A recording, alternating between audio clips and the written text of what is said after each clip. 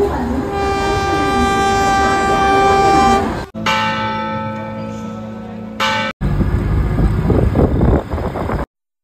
नमस्कार मित्रांनो. तर हा माझा ब्लॉग आहे कल्याण टू कोल्हापूर. कॅमेऱ्यामध्ये बघताच मम्मीनी छान गोड स्माइल दिली आहे, पप्पानी छान थंब दाखवलाय. आम्ही आमचं सामान पॅक करून रेडी आहोत, ट्रेनचीच वाट पाहतोय.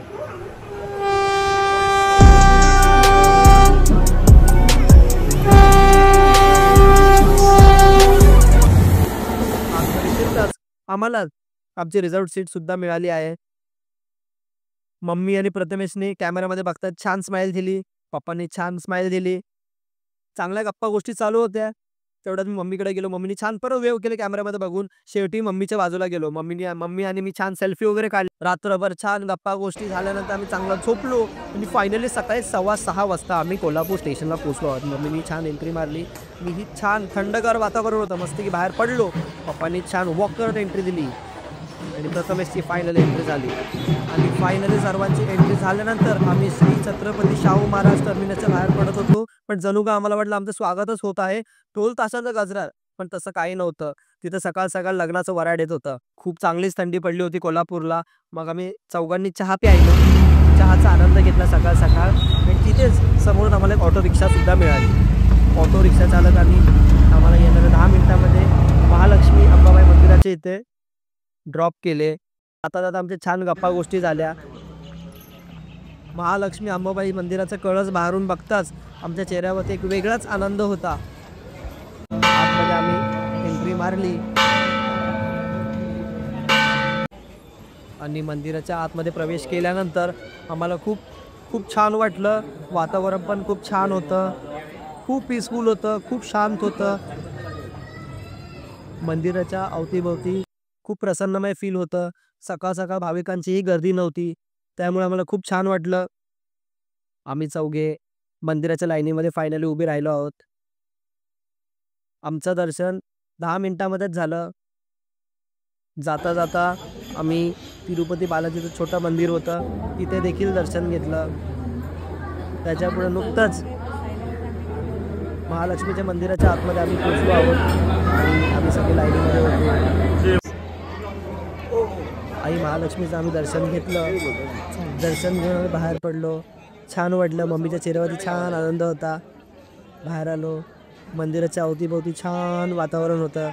नंतर हळूहळू करून भाविकांची थोडी गर्दी वाढू राहिली.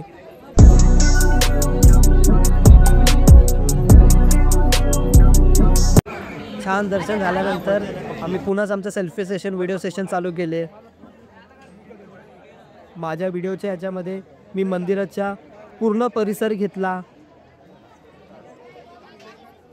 आमच्यासारखेच इतर लोक तिथं सेल्फी काढत होते.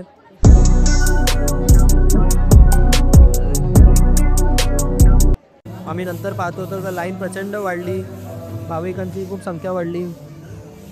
आम्ही दर्शन फायनली घेतल्यानंतर तिथून निघालो आणि आम्ही CBS स्टेशनवरती पोचलो. आणि येताच आम्ही छान मिसळ खाल्ली. मम्मीलाही मिसळ खूप आवडली, कोल्हापुरी मिसळ. तिथे पाव नव्हते, ब्रेड होते.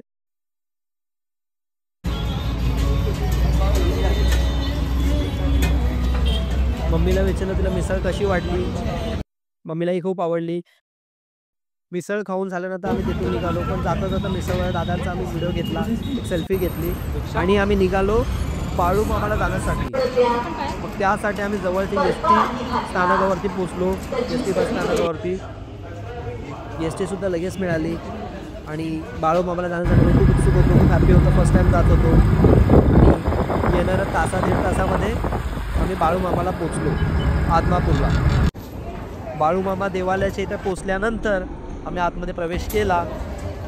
आतमध्ये छानसं एकदम पीसफुल वातावरण होतं. तुम्ही बघू शकतात आतमध्ये मंदिराचा परिसर कसा आहे. भाविकांची जास्ती गर्दी नव्हती. बाळूमामाचं दर्शन झाल्यानंतर आम्ही मंदिराच्या परिसरात थोडं फिरलो वगैरे आणि शेवटी देवाचा प्रसादाचा लाभ घेण्यासाठी आम्ही लाईनीमध्ये देखील उभं राहिलो. लाईनसुद्धा फारशी नव्हती, पण जेवणाचा प्रबंध खूप छान होता. डाळ भात सोबत भाजी आणि सोबत देवासाठी छोटा प्रसाद लापसी म्हणून असं ठेवला होता. जेवण फार चविष्ट होतं. तिथून दर्शन घेतल्यानंतर आम्ही निघालो आणि शेवटी जाता जाता आम्हाला वाटेमध्ये गजानन महाराजांचं मठ मिळालं. आम्ही तिथेही दर्शन घेतलं आणि आम्ही तिथून निघालो आणि बाहेर पडताच आम्हाला लगेच टमटम मिळाली आणि त्या टमटममध्ये आम्ही सर्व विराजमान झालो आणि आम्ही सरळ निघालो रंकाळा तलावावरती. महालक्ष्मी आणि बाळूमामाचं छानसं दर्शन झाल्यानंतर आता मी मस्त की थंड हवा खाण्यासाठी रंकाळा तलावावरती आलोय.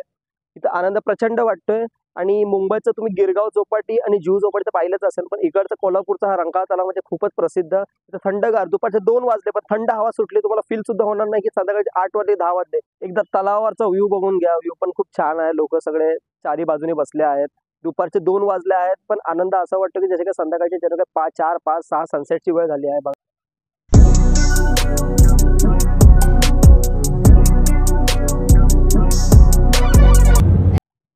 एकदा मम्मीकडे जाऊया, पप्पाकडे जाऊया, प्रथमेश कडे त्यांना विचारू त्यांना कसं वाटलं इथं येऊन. मम्मी कसं वाटलं कोल्हापूरचं वातावरण? एकदम मस्त थंड वातावरण आहे. आपले मुंबई ठिकाणी कसं एकदम गरम असतं, इथं आलं असं वाटतं की गावाला आलो आपण आणि असं. दर्शन कसं झालं? दर्शन ते असं एकदम असं गेल्या गेल्या मिळालं दर्शन. आणि हवा कशी सुटली आहे? एकदम थंड, कारण तलावाच्या बाजूला बसलोय ना. जुहू चौपाटीचा आनंद वाटतो की इथं आनंद वाटतंय? जुहू चौपाटीचं कसं तिथं गर्दी असते, इथं आपलं कसं मोकळं आहे ना, म्हणजे निवांत असं आपण बसलोय. आणि अशा प्रकारे फायनली रंकाळा तलावावरती सनसेट बघता बघता आमचा दिवसही संपला. प्रवासी खूप छान राहिला. आमचा व्लॉग आवडला असेल तर लाईक, शेअर आणि सबस्क्राईब नक्की करा.